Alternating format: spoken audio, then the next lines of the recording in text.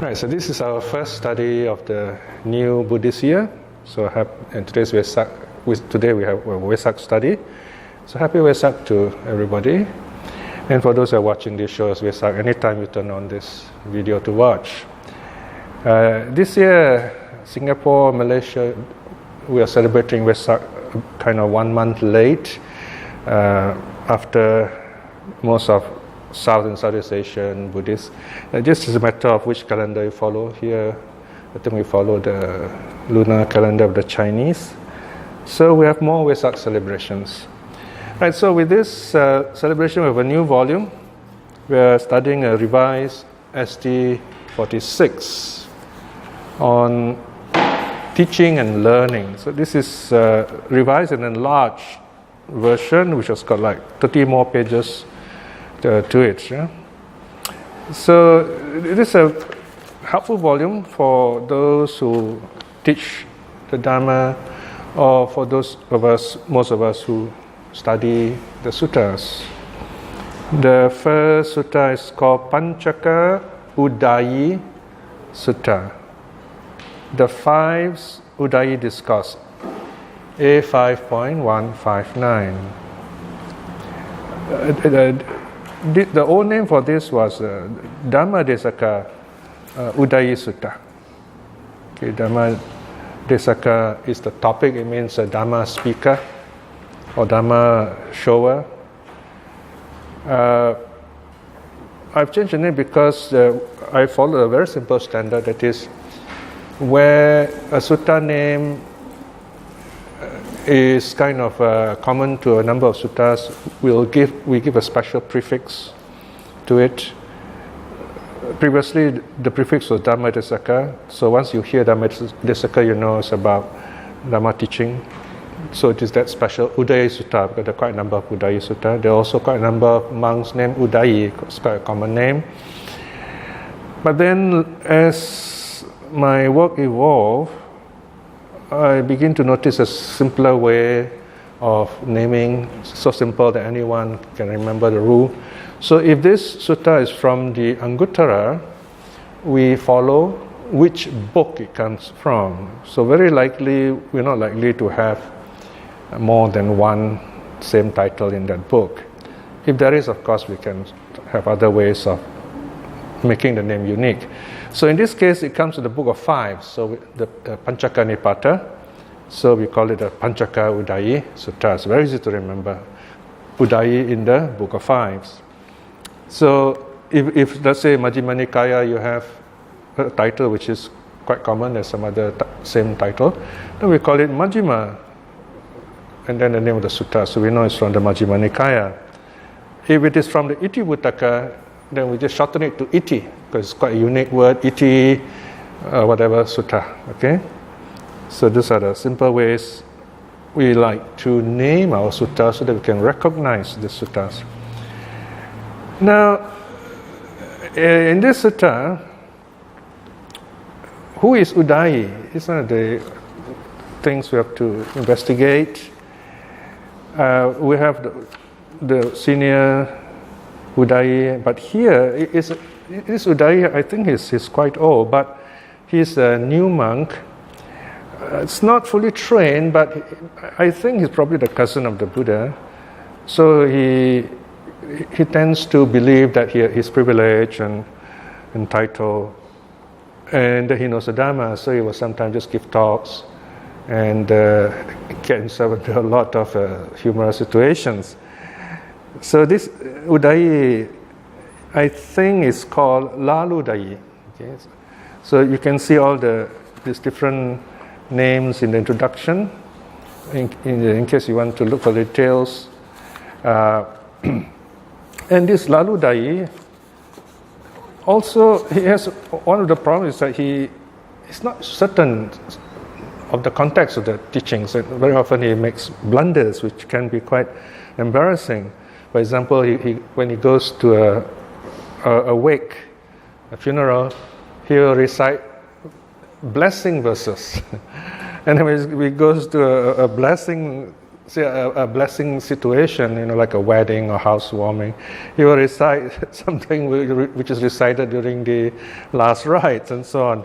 So you have situations like that. Another occasion, he was sitting on this teacher's seat, the high seat, and he looks quite senior, so everybody thought that he was a senior monk. But once he started teaching, then these listeners realized, he doesn't know what he's talking about, so they began to ask, who is he really? So here, the background of the story is that we have Ananda. He sees and he hears Udayi giving a talk, and he's not very impressed. In fact, he's a bit concerned. So he goes to the Buddha and tells the Buddha about it. And this is the occasion that we get this teaching. The Buddha replies saying that it's not easy to teach the Dharma, and he gives the various standards, the various criteria, advice on how to teach Dharma properly. Now, we should notice here that even though Udayi is not exactly an intelligent monk, he's not very well trained, but he has his name to the title of a sutta. So, in a sense, you do have he is famous in that sense. But that's not really the important point. The important point is that the Buddha is teaching to us. He's telling us, okay, you got to get prepared when you teach. And these are the, in this case, 5 things we must remember when we teach the Dharma. Sometimes the Buddha will give 8 things or 10 things, but here we have 5 things to remember on account of Udayi.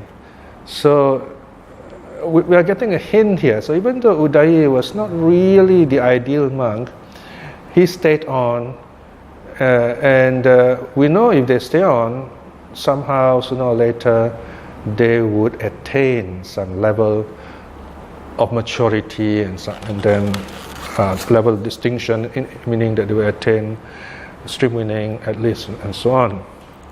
Even Devadatta, and the Buddha allowed Devadatta to stay on, because even though he was presented as quite a nasty person in the Theravada tradition, he would, because of the goodness he has done, setting aside all those nasty things he has done, the goodness he has done will ripen in the future in such a way that he will become a pratyeka Buddha, an individual Buddha, all by himself.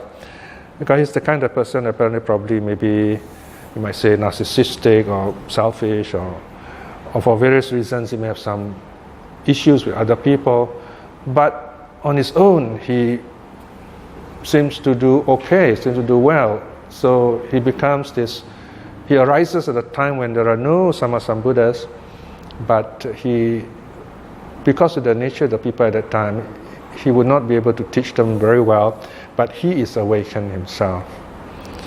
So there's a place for everyone, so to speak, unless we really do not want to learn the Dharma. That is very rare.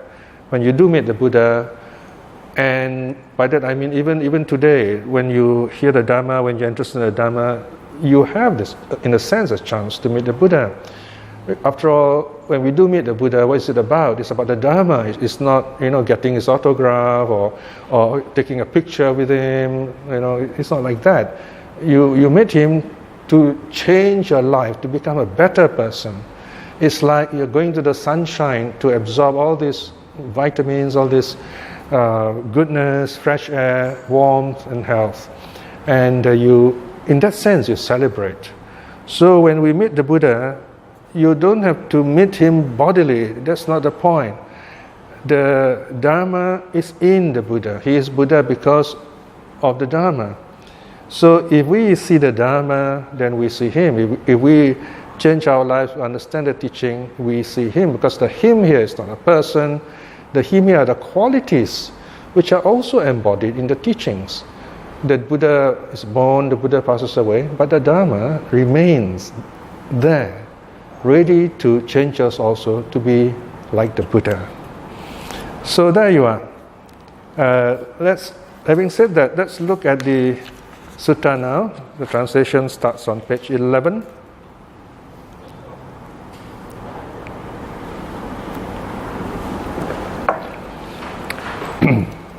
Well, this is the old name, Dhamma Desaka Udaya Sutta. It is Panchaka Udaya Sutta. the 5 Udayi discourse, or the 5 discourse on Udayi.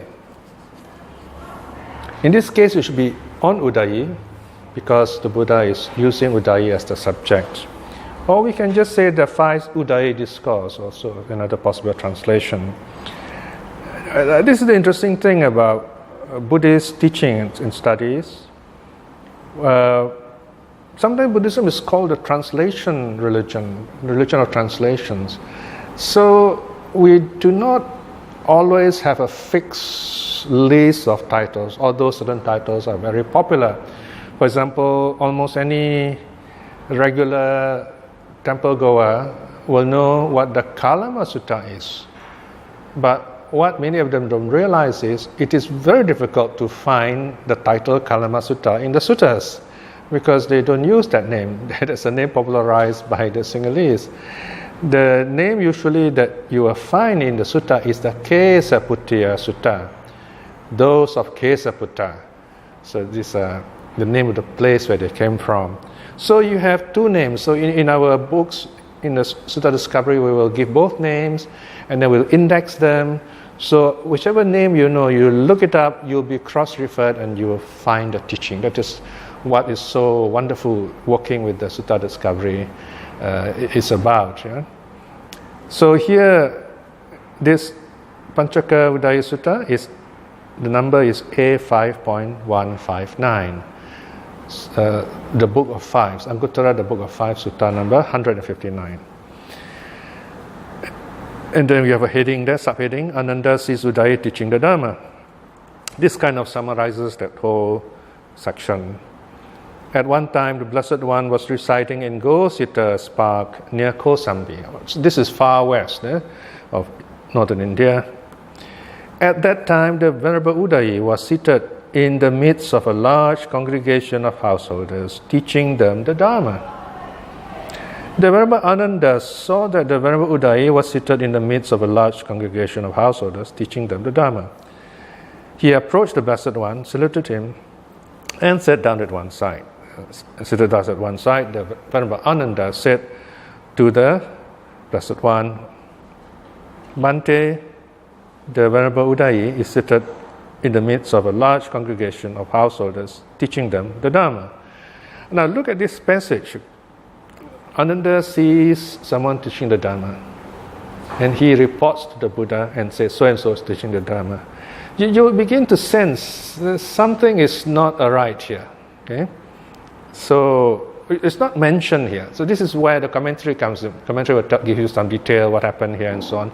So we know from the commentary that Udayi used to fumble. He kind of he enjoys giving Dharma talks, although he's not well prepared, So the Buddha kind of allows him to do that. It's a bit of not really a bad thing, but it can be embarrassing, yes. And people who know, there are people who will benefit after all, but those who kind of realize he doesn't give a deep teachings will go to a better teacher. So in that sense, you can see the Buddha was quite accommodating, quite compassionate even. So Ananda was a little concerned because the congregation is quite big. The congregation is big because I think Udayi looks very senior, quite old. So the Buddha replies, section 4, Ananda, it is not easy to teach others the Dharma. Ananda, before teaching the Dharma to others, one should first establish in oneself the 5 principles by which the Dharma should be taught to others. All right. So there you are. This is another hint we get. The Buddha, what the Buddha is saying here is, wow, it's difficult to teach the Dharma, So there's something about this Udayi that the Buddha is hasn't told us, but we know it's implicitly there's something there, because it's difficult to teach the Dharma. So notice here, the Buddha has been very positive. He doesn't say, this foolish Udayi said it again, is it? He doesn't say that. He says, it's difficult to teach the Dharma. So here we see a teacher again, not discouraging the student, but saying it's a difficult thing to do, and you got to know what to do, how to do it. And then all the sutta lists is the 5 principles, and that's all. You can see that's the end of the sutta, more or less. Number 1, one should teach the Dharma to others thinking or considering. I will talk on the progressive teaching. Okay, I will read through all first and then I will explain each of them as time permits. So number 1 is gradual teaching. Number 2, one should teach the Dharma to others thinking. I will teach understanding the context. Okay, now here again, if you're not sure what's the Pali, you just look at the footnote 71, right? Pariyaya dasavi. Okay, pariyaya. Here I translate as context. In relation to what? Okay. Number 3, one should teach the Dharma to others thinking, I will teach the Dharma out of compassion. Okay. In a sense here, we do not teach for any reason, but out of kindness to others. I'll talk more about this in a moment. And number 5, one should teach the Dharma to others thinking, I will teach the Dharma harming neither myself nor others. Okay, so these are the 5 things. You notice here, these 5 things are more like public relations kind of situation, right? Properly, these are basic principles when we give the Dharma. So it's good to bear this minimum standards of Dharma teaching, if you like, or good Dharma teachings. Then the Buddha closes his teaching as Ananda, it is not easy to teach others the Dharma. Ananda, before teaching the Dharma to others, one should first establish in oneself these 5 principles by which the Dharma should be taught to others. Now, notice again the style of the Anguttara. The Anguttara, as you know, is the 4th of the 4 collections. You have the very long Digha Nikaya, grand stories, kind of advertising the best of Buddhism, the Buddhist philosophy, cosmology, mythology, and so on. And you can't practice much from the Digha. They're meant to present a whole range of Buddhist teachings, amazing panorama, like a prospectus. When you go to university, you look at the prospectus. University will tell you the prospectus will tell you what are the benefits, the syllabus, what's expected of you, and so on. Then comes the Majjhima Nikaya, so-called middle length, but some middle length suttas are longer than the Digha. The middle length are, in a sense, more manageable and more focused. There are suttas which specifically teach one kind of meditation, like the breath meditation, for example. And another sutta talks about the Four Noble Truths and so on, so more focused. But even then, it's quite difficult for beginners, especially for lay people. And then thirdly, you have Samyutta Nikaya, where similar topics are grouped together. So it's kind of more fun reading. You go by topics and you have a better idea what's going on. And some of them are very short suttas, so it's very manageable. The first chapter is all on verses. Some of these verses are very ancient. They're spoken by other people, remembered by people. So the Buddha kind of used those verses and give them a Dhamma coloring, a Dhamma richness, if you like. And then you have the Anguttara Nikaya, the numerical teachings. You go by numbers, starting with 1 up to 11, and then it stops there. So the teachings are very short there. In other words, the Anguttara teachings are meant for lay people to follow, or meant for teachers who teach the lay people, the lay audience. So you see here, there are only 5 principles, no details, because the details have already been given in the previous 3 Pitakas or 3 collections, if you like, and also in the 5th collection, there are also teachings given there. So it is up to the skill of the teacher, the patience, and the timing, and of course the audience. All these 5 principles, the teacher will expand on what is given quite briefly in the Anguttara. But then again, we should not assume that all teachings in the Anguttara are short like this. The Kalama Sutta, the Kesaputiya Sutta, for example, is found in the Anguttara Nikaya, and it is a full-blown sutta, complete. Nothing is summarized there, right? So it's given in detail, very much like the Majjhima Sutta. But here we have a typical Anguttara Sutta, the 5 principles of teaching the Dharma. So if we want to teach the Dharma, we should remember, number 1, I will talk the progressive teaching, right? So you got to know the audience first of all, and ask yourself, okay, how shall I start teaching? Now, if you look here, I'm not sure, did I give a cross-reference? I didn't give any cross-reference. Note 70. Oh yes, I do. Can you see that? You look at note 70, the Pali is given. I give the Pali here so that scholars, when they want to check the translation, they can look at the Pali, learn some Pali also. And then I say C 4.1. Now, C 4.1, I use round brackets. Now, if I do not want to use the word C, I can just use a square brackets. I say 4.1. When you see a square brackets in this kind of situation, it means look that up, okay? So in the CD series, SD series rather, that square brackets means look it up in this volume or in the SD series. So you go to 4.1, and what do you see in 4.1? It's quite a long section. 4.1 is number 4. It says the 5 principles of teaching Dharma to others, explore them in detail. 4.1, I will talk on the progressive teaching. There you are. So this is the title, and then here it tells you everything that the student need to know. This is what people like about the Sutta discovery. First, I will ask myself, where did the Buddha explain this line quite clearly or fully? So he mentioned this, for example, I say for example because there are many places. So this is one, Ambatta Sutta, D3, okay? So you can see Ambatta Sutta, the Buddha says, while the Brahmipukkarasati was seated at one side, the Blessed One gave him a progressive talk. That is to say, okay, so once you see that is to say, he's defining the term. What is meant by progressive talk? He spoke on giving, dana, on moral virtue, sila, on the heavens, sagga.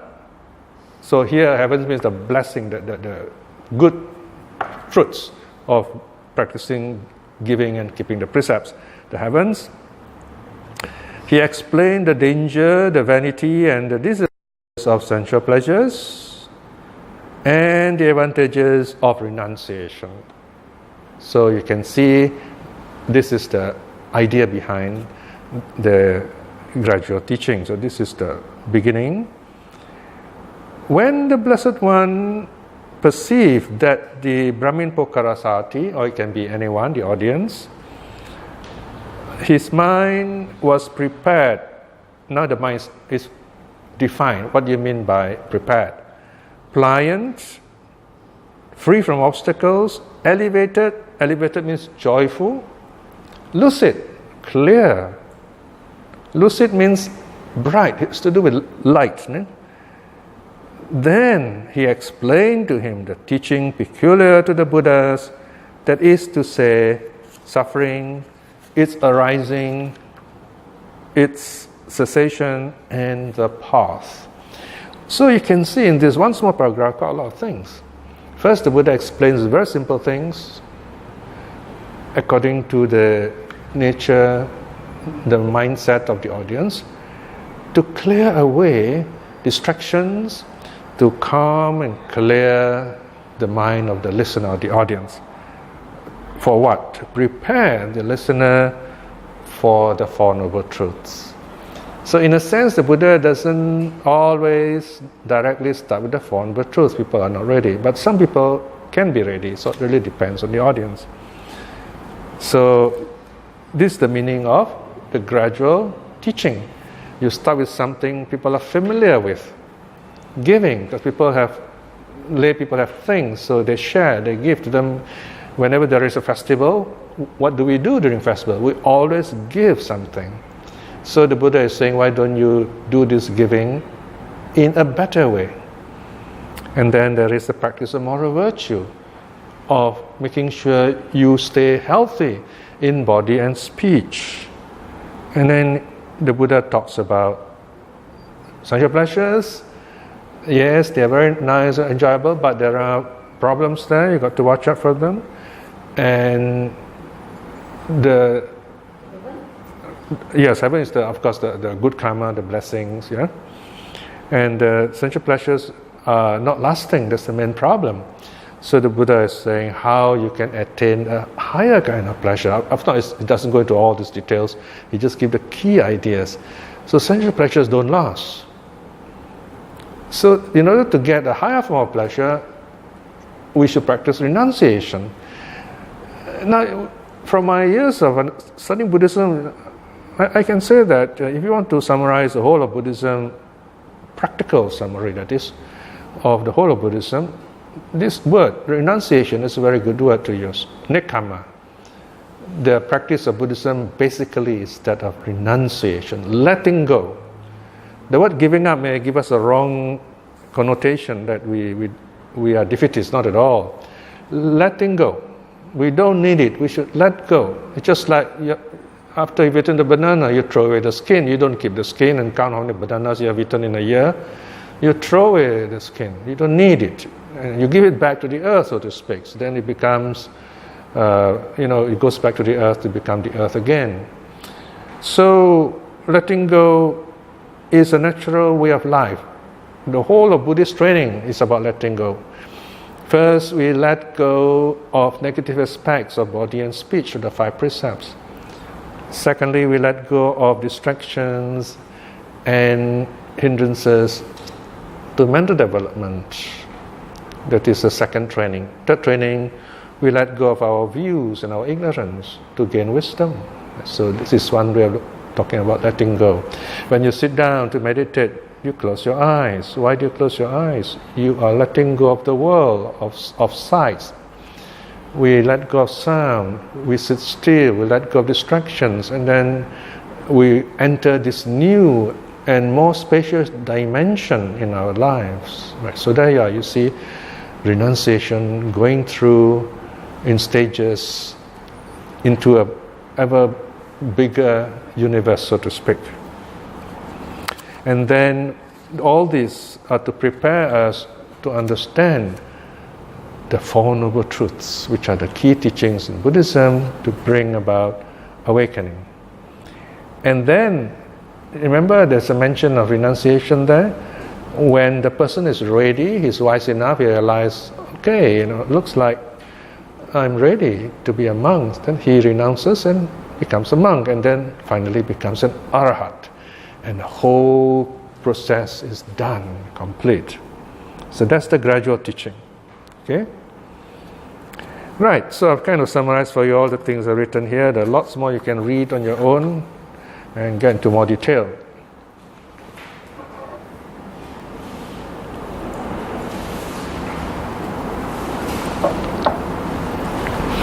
Number 2, one should teach the Dharma to others thinking, I will teach understanding the context. Alright, this is 4.2. Notice also, I try to number them systematically. You can see 4.1, there's a 1 there. 4.2, that is item number 2. I will teach Dharma, seeing or understanding the context. So here, this word pariyaya is quite a difficult word. I'm supposed to write an essay on this in due course. Pariyaya can mean simply exhortation. It can also mean context, in the manner of speaking, and so on. So, what shall I talk about? You ask yourself, how shall I approach this topic today? What are the ideas I can bring in? What are the stories I can tell? Okay, how shall I present it? So here, for example, we are reminded by the teaching of the 4 ways of answering questions. Right? These are different ways you can teach. Look at 4.2.3.4, 4, 2, 3, 4 on page 7. 4 ways of answering questions. The first way is a direct answer.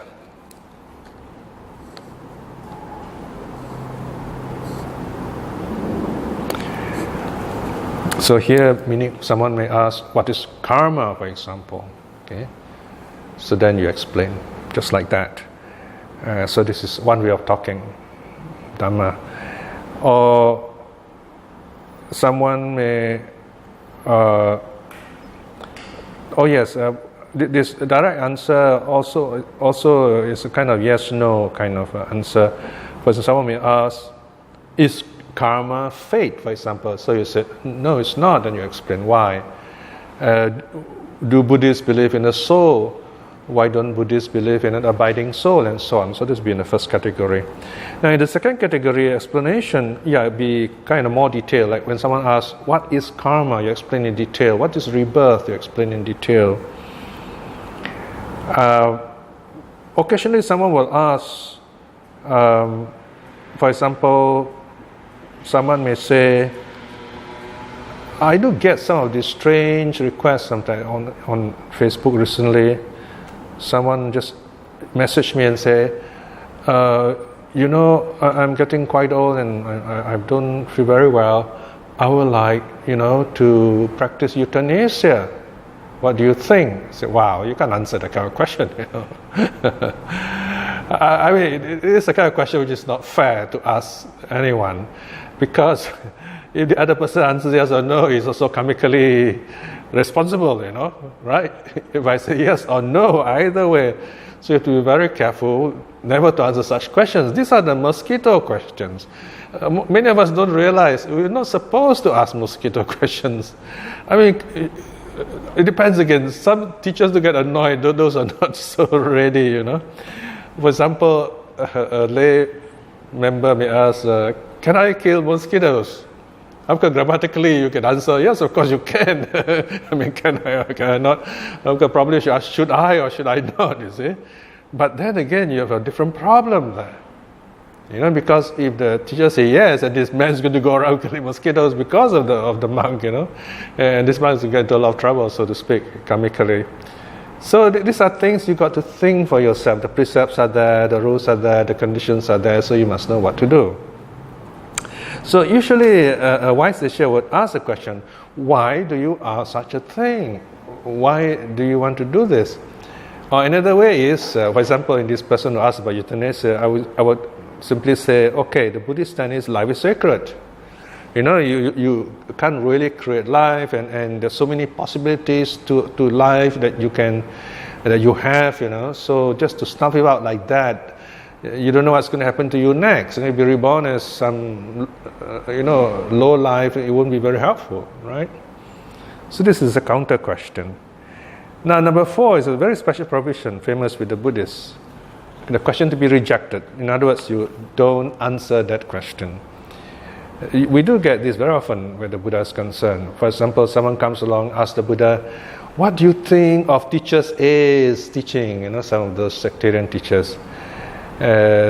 Sometimes the Buddha will say, oh, don't bother about those teachings, I mean, it's fair enough. You want to know about that teaching, you go to the teacher. Why do you come to the Buddha? So then sometimes the Buddha won't say anything. He'll just answer by giving a different kind of teaching if he sees the students ready and the student benefits. So you don't have to answer the question if it is wrongly put. There are some demanding listener or audience who may tell you, but you have not answered my question, right? So, the Buddha or you may say, I've chosen not to answer it because it's not a fair question. Not sahadamika, it's not a fair question, it's not a just question. Because these are questions you should ask that person yourself. So some questions are to be rejected. We don't answer everything, in other words. So what we talk in a Dharma talk should be Dharma. We have to be very careful about getting lost, talking about the world, so to speak. So yesterday I was going to supposed to write a Vesak message. And Ratna says, have you written a Vesak message? I said, no, I'm not. I said, oh no, another message to write. And I told myself, what should I write about? And then this message came from my nephew, or rather, this news item appeared on Facebook. Quite an urgent, sad news. It says, our family house in Malacca, all these old houses, they got this big nameplate over the house, beautifully carved. So this old house has got this big Chinese nameplate in Chinese, Hokkien, the Hokkien word. It's the names, the address, a unique name for that family in the village of origin. It was stolen. I mean, it's going to be worth quite a lot if you sell it as an antique, but it's not really an antique. It was started in 1935, I think, about 5 generations. But the fact that it was lost, I felt like, something so valuable is lost from my life, because I was living in the house for 19 years before I became a monk in Malacca. And now, of course, it's owned by my youngest nephew, and we have lost this very precious item. I said, wow, why do people steal such things? Because in China, no one even think of taking it away. It's just a stupid thing to do. It's so unique to the family. If you take it, everyone will know you have stolen it because the name is unique and so on. And the problem now is it's globalized, so people, don't really see it that way anymore. The thief may take it and then go to some distant place, like Australia or elsewhere, and say, oh, this is from some ancient palace in China, and nobody will be the wiser, and will sell it for thousands, or hundreds of thousands even. So there you are. I told myself, if you treasure something, number one, if you treasure something, sometimes things are so valuable to you, you don't realize it until you have lost it. That's one lesson. Another one is, if you truly treasure something, how do you protect it so that it's not lost? And this is the one that kept me going. I said, okay, this is my Vesak message. I think this timing is perfect. I said, okay, I'll use this idea as a Vesak message. That people are stealing from Buddhism, and if you don't protect your legacy, you will lose it. So how do you protect Buddhism? And there is the Dhammadayada Sutta, where the Buddha says, be my heirs to the Dhamma, not heirs to material things, right? Because material things can be lost. If you don't practice the Dhamma can be lost to you. So the only way to protect the Dhamma is to practice it, internalize it, then you won't lose it. Right? So there you are, you have the context again. All right? So there are different ways of looking at the context. I've given you some examples. Now let's look at number 3 now. One should teach the Dhamma to others thinking, I will teach the Dhamma out of compassion. All right, so here, look at the notes, it says C4.3. All right, so there's a whole list of things there. Now, we teach the Dhamma because there is the Dhamma. The Buddha has arisen in the world, there is the Dhamma, and it's so wonderful to have this wonderful teaching. This Dhamma is like medicine, it's like rules of mental health, rules of hints of healing. So it's really good to know these teachings, how to live a full life, right? Of course, it can be difficult to teach others because there are competing systems. There are other religions, they claim they're also right, or some, even worse, some claim other systems are wrong. So the only way is to listen to the teachings, examine them, practice them. So we need a lot of compassion to teach the Dhamma. So the question out here, what does compassion mean? Now we know compassion is the second of the 4 divine abodes. The first divine abode is loving kindness. It means to accept yourself just as you are and begin there, to accept others as they are, to begin there. And that is the basis of the gradual teaching. You accept your audience as it is. Then number 2, compassion. This is our key idea here. Compassion here means to be kind to others even when they do not deserve it, but which is helpful to them. You don't have to teach the Dharma, for example. Or sometimes when you do teach the Dharma, you may face a lot of difficulties. People do not understand, they may challenge you, or you may even confuse them. So how do you do it properly? If you do it out of compassion, you find people can sense it. Sometimes, very often in fact, it's not what you say in the Dharma teaching, it's how you say it. But it's very subjective. My understanding, how you say the Dharma in the Dharma way is you present this teaching in such a way that you show people you have studied it, you have lived it, you really feel joyful about it. And let people feel it that way. And so that when they hear it from you, they say, wow, I can feel, this guy is emanating with joy, whatever. I mean, that's a great thing to say, that you can feel a sense of comfort, joy. Occasionally, even on Facebook, I get someone who says, oh, thank you for this reflection, you really make me happy today, or just make my day, or something like that. And then someone says, I was going to give up, luckily you wrote this reflection today, now I am happy again. When I hear that, I say, oh, sadhu, that's wonderful, that's what the Dharma is about. I'm not saying, wow, what a great guy I am, I can write all this stuff. No, it's the Dharma. It's the Dharma. It's like you're a musician, You're a great musician, but if there's no music to play, well, what is a musician without music? So, if you're a good musician and you play this beautiful piece, people hear and say, oh, this is beautiful. And it's rendered by so-and-so, right? So, it's the joy from the music, joy from the Dharma in that sense. So, you have to know the Dharma, and you teach out of compassion because you tell yourself, people need it. Maybe they do not know it, but somewhere, somehow, they can notice something beautiful in this. It will change their life, it will enrich their life, it will make them happy, or it will make them come back to that state of joy that they knew before. So compassion is a very important aspect of teaching the Dharma. It's more than accepting people as they are. It is give them something even when they seem not to deserve it. Everyone deserves the Dharma, actually. I mean, it's just like a little child, you don't really have to take care of the child, but when you do, you find sometimes children can be quite unreasonable, quite difficult to take care of, but they're children, and you see ahead, you say, oh, this child is to grow big, it's going to be a strong, beautiful adult, and it's going to be self-reliant, and I was a child myself once, and you find you have compassion for this child, right? So that's how we teach others the Dharma too. We know the Dharma is like food for the audience, and the audience can somehow benefit and change. So it's not I as the person who changed you.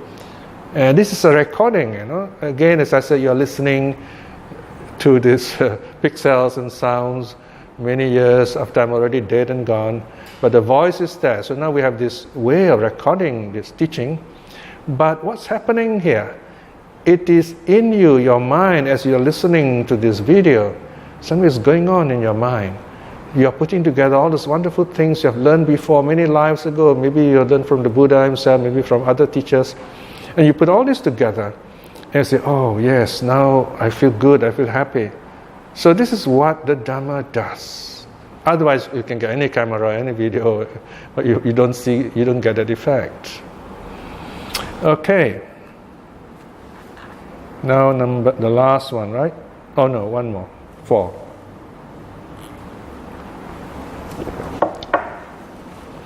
One should teach the Dharma to others, thinking, I will teach the Dharma not for the sake of material gains. Oh, this is economic, if you like. Right, so this is 4.4, right? Okay. So this is to remind the monks, nuns, and lay people, Buddhism is not about business. There are many things money can't buy. Now, what is amazing about Buddhism, you can say in the manner of speaking, the Buddha is talking about a moneyless society. Now, occasionally you hear today, we're talking about a moneyless society where you don't have to carry any cash, right? But of course, they use a card. But the Buddha is talking something more than that.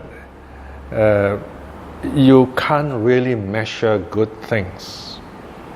Now, in today's Sunday papers, in the inside page, there is this very interesting article about that. There are certain things money cannot buy, and what they are and why. Okay. Another important note here is the Buddha has renounced the world, given up the world, given up the palace, given up wealth, families, and so on, and taken this life of renunciation. In other words, the Buddha clearly states he is not a hireling. You don't hire him for teaching the Dharma. He teaches the Dharma because it is yours to listen. You don't have to in that sense. What you give is out of faith, out of joy. Okay? Occasionally, I get people, they say, can you give me your book, please? Can you send me this wonderful book you've written? But I have no money, not much money to send to you. I say, oh, please, don't think that way. I'm not selling a book here, I'm giving it to you. And if you don't have any money, don't give. If you can spare, you give, because the little that you give means a lot to us. There are some situations where you can give a lot, but it means very little to that organization. Wow, that is a different situation. So we give for two reasons: out of joy, out of faith, because we want that joy and faith also to spread to others. So these Dhamma books, Sutta books, are a source of joy and faith and truth. So if everybody gives a little, you don't have to worry about giving much. So we are part of this wonderful network of family of practicing Buddhists. So it's not a money-based system in that sense, right? And we don't really sell the Dharma. Now, of course, some people go as far as saying not to copyright everything. I love this part because there are many monks who don't copyright their works. They say, please use it as you like. But there is something they'll say, except keep it the way it is. You can do anything you like with it. You can take a section and then use it in your talks and so on. But you cannot change the work that he has done. This is what original copyright is about. To respect what the author has written, right? In other words, you don't take a book, say what Shakespeare has written, and you just sing a few lines here and there. You say, okay, now it's my work. You owe it to Shakespeare because he has put in all the effort. So I use a copyright to my works, the Sutta Discovery, for the translations, because whatever changes should, whatever things that need to be changed, some errors maybe, or improvements, it's good that I know, then I also understand what's going on, right? So the copyright, of course, we do not allow people to simply misuse this book in a commercial sense. Then you find people might get confused because of that. So the idea is that Dharma is freely given to others so that you can practice it. So this is what is meant by this. No? And then the last one now. 5. One should teach the Dharma to others thinking, I would teach the Dharma harming neither myself nor others. So that's the last one. Okay, here it's quite tricky. Here what the Buddha is saying, when you talk the Dharma, don't talk bad about yourself, don't talk bad about others. Okay? This is quite a tricky one, the most difficult of all the 5 points. For example, you find sometimes the Buddha does talk back about, say, Devadatta, or in a sense, the Buddha does blame people like Sati the monk Sati or the monk Arita, right? In the Alagadupama Sutta and the Tanha Sankhaya Sutta. But then he's not actually talking bad. In those suttas, he's pointing out the errors. So there's a difference talking bad about someone ad hominem and talking bad about the wrong that somebody does. Because sometimes if you do not say who did it, especially the context is important, people may not understand the gravity of the problem. Take for example the case of Sati. He thinks that his wrong view is that our present consciousness is the one that goes on, the same consciousness that goes on without change, life after life. And the Buddha said, no, I never teach it that way. Now the reason why he held this belief is because he probably was familiar with the Upanishads, and the Upanishad is this idea of what is called a kind of essentialist idea, this unchanging soul. So the Buddha said there's no such thing, right? So that is the context of Sati. It's not the Buddha's condemning Sati. The Buddha is saying this is a wrong view. You should correct this view. He is a monk. He still remains a monk, right? So occasionally we have to mention names. Of course, it's not easy when someone is alive. Although people like Charles Dickens did. In fact, Charles Dickens was famous for, basing his characters on real life people, and some of them could recognize it, and they're very upset with him. They wanted to even sue him, I think. But these are just characters, and we know Dickensian characters are amazing. They are funny, they are bad, and they are good. And they epitomize certain human qualities, and we really treasure those kind of characterization. Well, the point is, we have to be careful how we live, so that we don't become an epitome ourselves, unless it's a good one, So if you live badly, you might end up as a kind of a slang. For example, the Jesuits, they were so political, and they were kind of like putting the religion above everything else and not respecting anything in the world, so to speak, because, after all, God is the creator.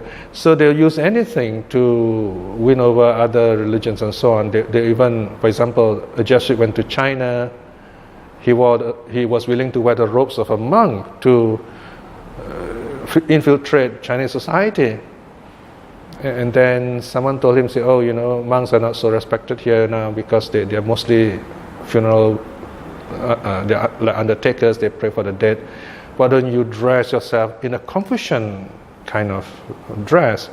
So this Jesuit changed his uniform. He looks like a Confucian scholar, and in fact he managed to reach even the throne itself. He became very influential.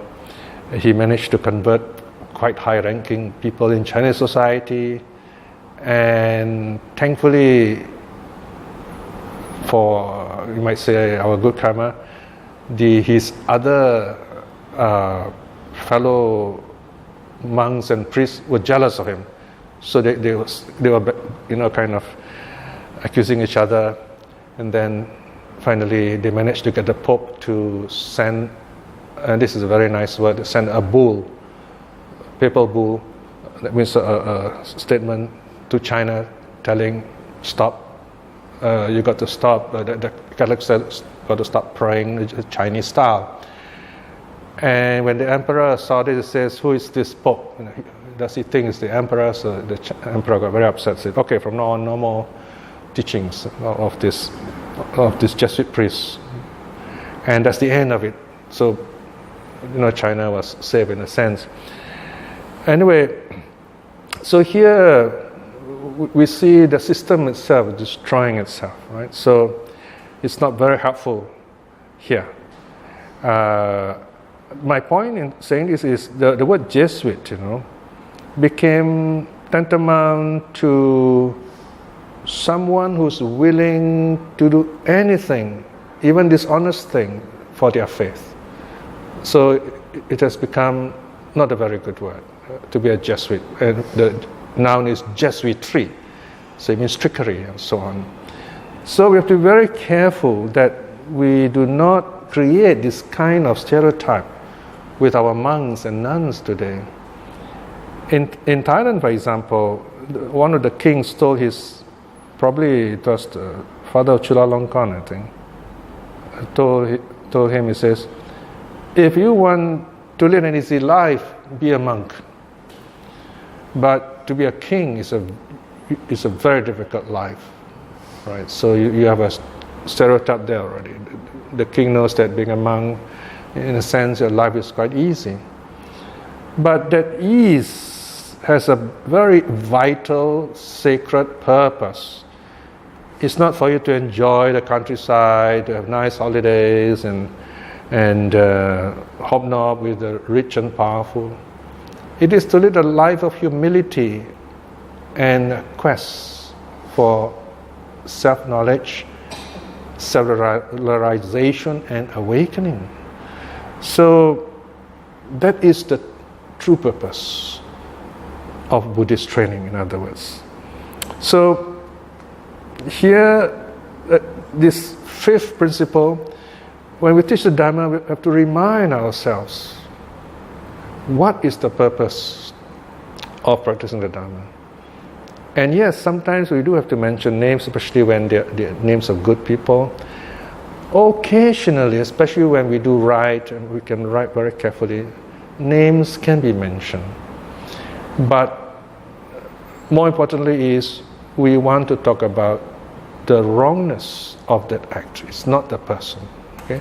So this is up to the wisdom and perspicacity of the writer, how sharp he is, how good he is in presenting the teaching.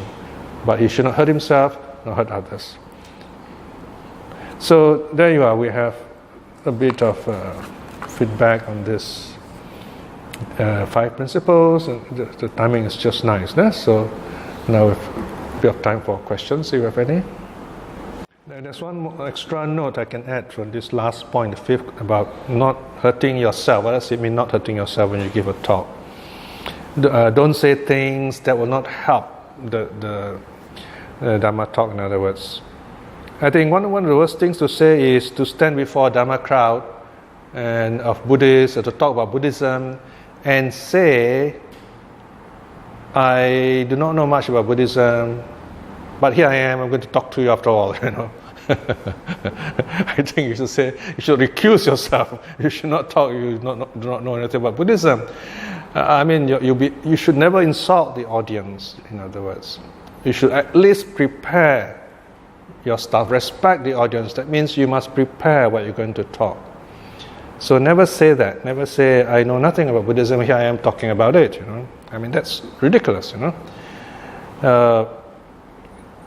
Occasionally we invite people to talk, we never check their background, and halfway we realize, oops, he's not a Buddhist. He's talking about the soul, So, oh dear, you're a bit too late, you have a problem there. So we have to be very careful. We have this funny thing about Singapore, everything is money, so we measure Buddhism through money and success and titles and qualifications. So the moment someone is professionally qualified, we say, wow, we must get him to talk about Buddhism. I can't see how the two are related. They're not related at all. They need to know Buddhism, and not we know Buddhism from them, because they know nothing about Buddhism. So it's important not to talk bad about yourself, in the sense that you're not a Buddhist, study Buddhism, or you're not ready, study carefully and talk what you understand, or maybe join a discussion, right? So this is respecting the Dharma and respecting the audience. Okay. Yes, any? Yeah, page 7, 4 ways of answering questions. What if it was silence? This is a problem, because nowadays, in our society, silence is regarded as rudeness. I don't think teachers would be silent if they are wise, unless they look down on you. There are cases where, oops, he doesn't say anything, so you can say, wow, he really thinks that he doesn't even answer me. So somehow, in the modern context, silence has a different connotation. So you have to be very careful. So in other words, silence means not answering the question, directing the person to something more salient, more related, okay, than something which is not worthwhile answering. Now, in the Buddha's time, it is a social convention. You can be silent. The teacher can be silent. The teacher may not answer. It's allowed. It's accepted. Okay. Of course, if you are a well-respected teacher and people already know that you won't answer, I think then you can. That means you have brought back the tradition of silence from the Buddha's time. That people respect it. They know it. Only when they know and understand it and accept it, then you can use it.